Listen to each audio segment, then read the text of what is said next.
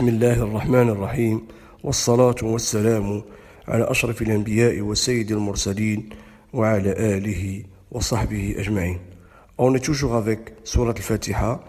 Dans le précédent épisode, on a arrimé au bord de l'aya, le verset Iyyaka na'bud wa iyyaka nasta'in. Je rappelle toujours que c'est le verset par lequel on se porte témoin sur nous-mêmes qu'on n'adore qu'Allah Azza wa Jal. On n'a rien de Allah sauf lui, de divinité, et on ne demande soutien qu'à lui, subhanahu. Notre demande à Allah Azza wa Jal qui nous soutienne, c'est une demande globale dans tous les actes. Mais il y a des actes qui sont plus importants. C'est pour cela qu'on trouve dans Surat al-Fatiha Ihdina as-sirata al-mustaqim. La chose la primordiale qu'on demande à Allah Azza wa Jal, qu'il nous guide vers le droit chemin. As-sirata al-mustaqim. Ce chemin-là, Allah Azza wa Jal, on te demande que tu nous épargnes toute tortuosité qui va nous dévier, nous dériver de ce droit chemin. Ce droit chemin qui est le bout de ce chemin, c'est Al-Jannah, le paradis. C'est ton agrément, ta bénédiction, Allah Azza wa Jal. En effet, on tire des leçons de ce verset. Ihdina as-sirata al-mustaqim. Guide-nous. Premièrement, c'est que on ne peut pas compter sur nous-mêmes pour trouver le bon chemin.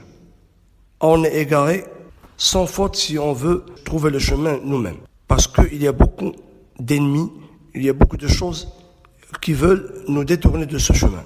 Par la foi qu'Allah Azza wa Jal a induit en nous, on trouve une volonté de chercher le chemin, de trouver, de faire un effort. Mais on est tous cet exemple, on trouve qu'il y a des choses qui nous affaiblissent. Les stratagèmes de Satan, les mauvais esprits, les envies, nos délices, cet envouement qu'on a vers cette vie d'Éden, l'ignorance. Il y a des choses qu'on se guide nous-mêmes vers par le biais de l'instinct.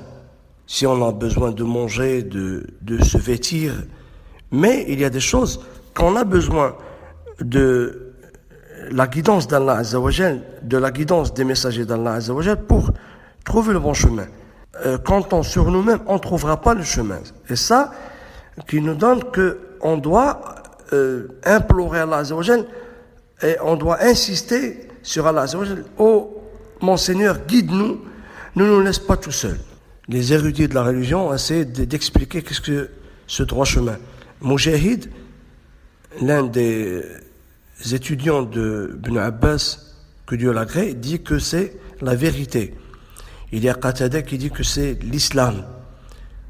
Et il y en a d'autres qui ont dit que c'est le Coran, la Sunna. On répète cette imploration au moins 17 fois par jour. Ihdina as-sirata al-mustaqim. Et on doit sentir que cette guidance, c'est la meilleure chose que peut avoir un musulman. C'est la meilleure faveur que Allah Azza wa Jal peut donner à ses serviteurs. Notre messager, paix et salut sur lui, a donné la parabole de ce droit chemin. Il a dit que ce droit chemin, il est comme une grande rue ou une grande voie. Au bord de cette voie, il y a de grands murs. Dans ces murs, il y a des portes couvertes de rideaux.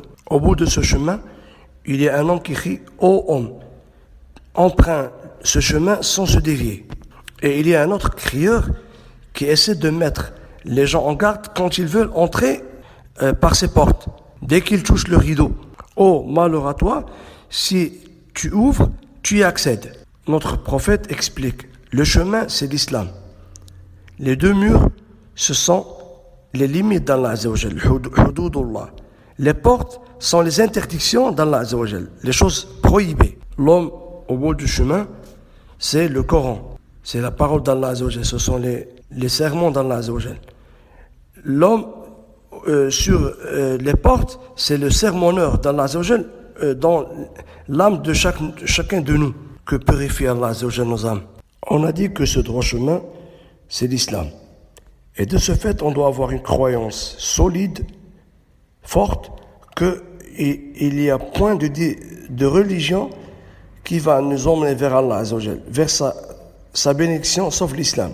Dans un verset, dans la sourate Al-Imran, Allah Azza wa Jal dit وَمَن يَبْتَغِ غَيْرَ الْإِسْلَامِ دِينًا فَلَن يُقْبَلَ مِنْهُ.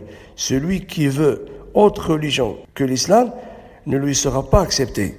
Et c'est cet islam-là qu'on a adoré. Il a des qualificatifs, c'est qu'il est saint, il est pur, il est intact. Allah Azza wa Jal s'est porté garant que personne ne peut changer, truquer, corrompre cette religion. C'est pas comme les autres religions où on trouve que rabbins ou leur évêque ont changé les livres divins comme la Torah ou l'Évangile.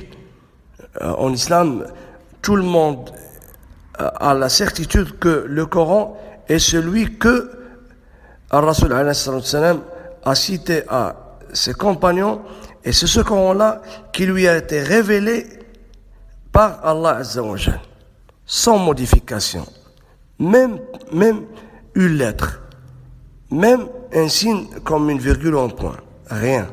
Parce que les défauts qu'on trouve dans les autres religions, c'est que leurs saints, qui étaient garants de leur religion, ils ont falsifié beaucoup de versets, beaucoup de commandements d'Allah Azza wa Jal pour qu'ils s'adaptent, pour qu'ils s'accommodent à leur guise, à leurs envies. Là, ça, on ne trouve pas dans l'islam. Il est intact. Et je répète parce que c'est Allah Azza wa Jal qui s'est porté garant de le sauvegarder. Inna nahnu nazzalna adh-dhikra wa inna lahu lahafidun. C'est nous qui parce que Dieu il utilise le pronom du pluriel qui signifie en arabe la grandeur, la dominance. Il a dit c'est nous qu'on a fait descendre ce Coran, et c'est Allah Azza wa Jal qui l'a sauvegardé, qui l'a conservé. Et depuis 14 siècles, il y avait beaucoup d'attentats, d'essais de changer quelque chose en Coran, même maintenant avec les ennemis de l'islam, les pays de l'Occident qui essayent de détourner les musulmans de leur bonne voie, mais tout leur effort tombe en échec, fiasco. Une autre leçon qu'on tire de l'imploration, de l'invocation. Quand on invoque Allah Azza wa Jal, on doit avoir la croyance totale qu'Allah Azza wa Jal nous entend. Et il répond à nos vœux. وَإِذَا سَأَلَكَ عِبَادِي عَنِّي فَإِنِّي قَرِيبٌ أُجِيبُ دَعْوَةَ الدَّاعِ إِذَا دَعَانِ. C'est dans un verset, il dit ô mon messager, si mes serviteurs te demandent où est Allah Azza wa Jal, dis-leur qu'il est proche. Il répond à nos vœux, à nos questions, à nos doléances. Aussitôt par cette invocation elle-même, qu'on répète 17 fois par jour, c'est-à-dire qu'on doit être toujours vigilant. Par cette même invocation, Ihdina as-sirata al-mustaqim, de façon équivoque, on demande à Allah Azza wa Jal qu'il nous immunise contre les mouvances erronées, les idéologies trompeuses.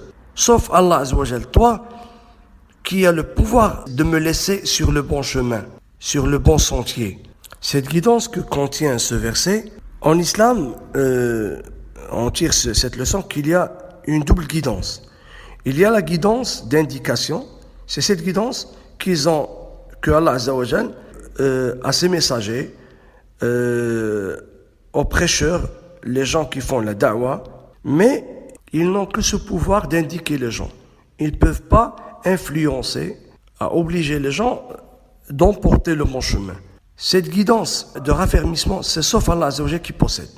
C'est lui seul qui peut mettre les gens sur le bon chemin. Nous, en tant que prêcheurs, les héritiers des prophètes, de notre prophète, paix et salut sur lui, et tout le monde peut conseiller les gens, peut donner des conseils, donner des prêches, des sermons du vendredi, mais personne ne peut forcer quelqu'un à prendre le bon chemin, sauf Allah Azza wa Jal, parce que les cœurs sont la propriété d'Allah Azza wa Jal. Et c'est pour cela que notre prophète, il priait beaucoup, il dit Wa muqallib al-qulub, ô propriétaire des cœurs, mets mon cœur sur le bon chemin, sur ta religion, sur ta foi. Notre prophète, quand il a révélé sa parole vers les mécréants, il a eu beaucoup de peine. Et son oncle, Abu Talib, il a mis en garde contre eux, il l'a protégé par tous ses moyens.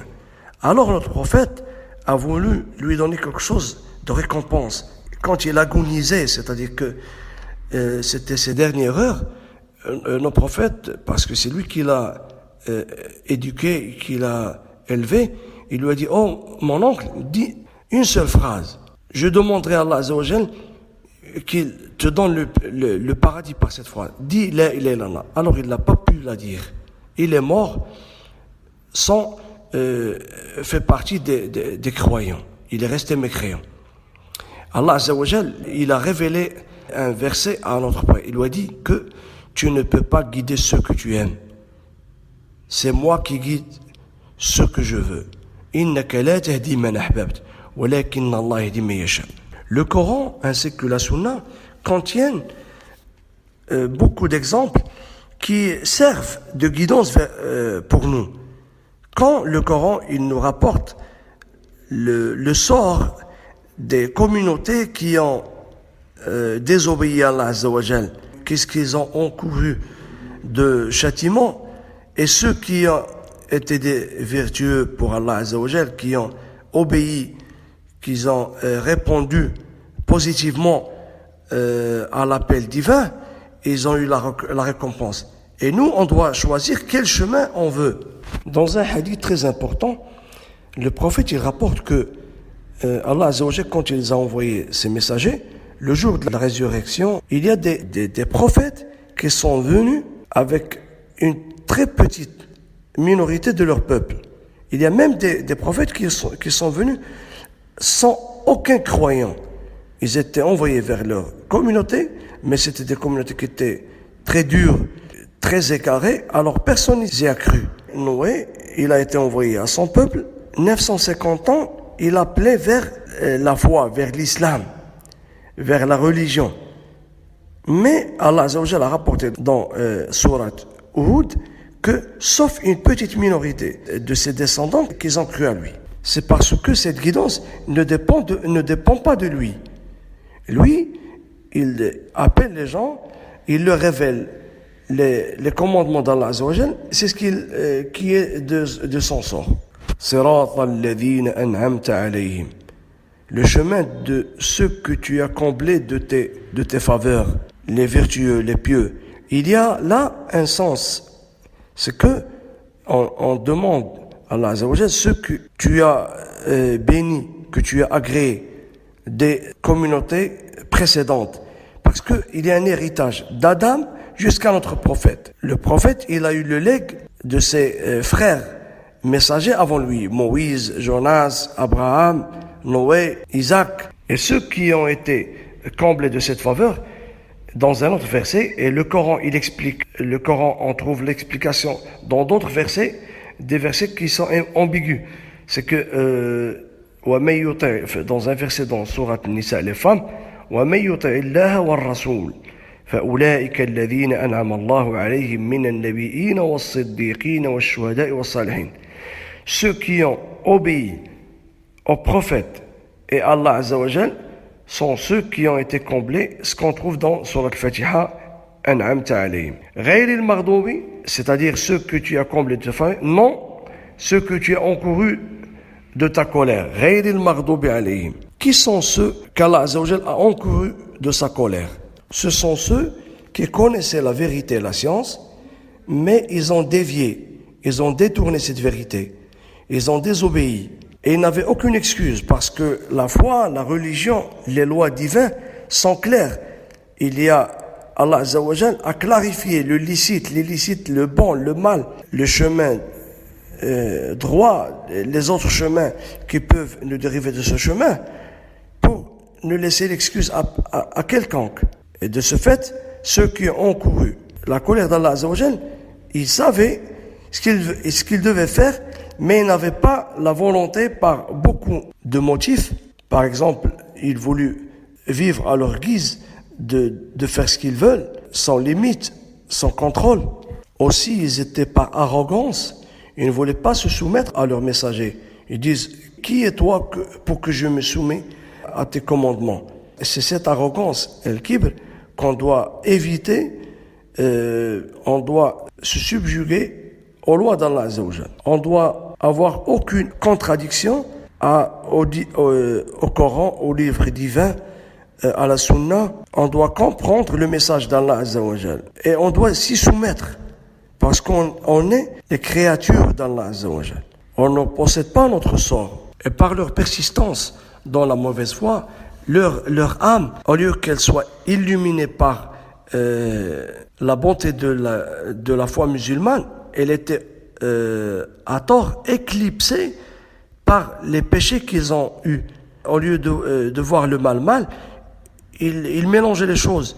Ils faisaient le bon au lieu du mal, l'illicite au lieu d'illicite. Ils disent que le vin, il nous donne de la ferveur, on peut se permettre de faire ce qu'on veut.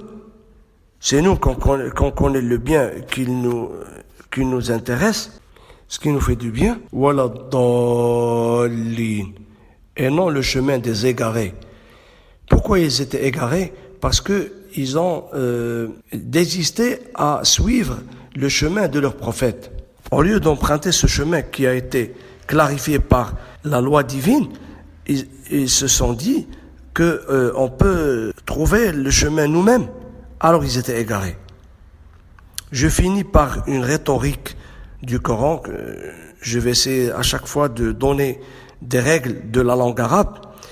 En arabe, on dit, si quelqu'un, par exemple, vole quelque chose à quelqu'un, il dit que Saraka Zaydun Ta'aman. Zayd, c'est un prénom arabe, a volé quelque chose, par exemple, a volé un portefeuille. Parfois, tu es en colère, tu ne veux pas citer son nom. Tu dis que mon portefeuille a été volé, sans dire que c'est telle ou telle personne qui a volé mon portefeuille. On dit Soriqa Mata'i, sans citer son nom, parce que je suis en colère, je ne veux pas citer son nom.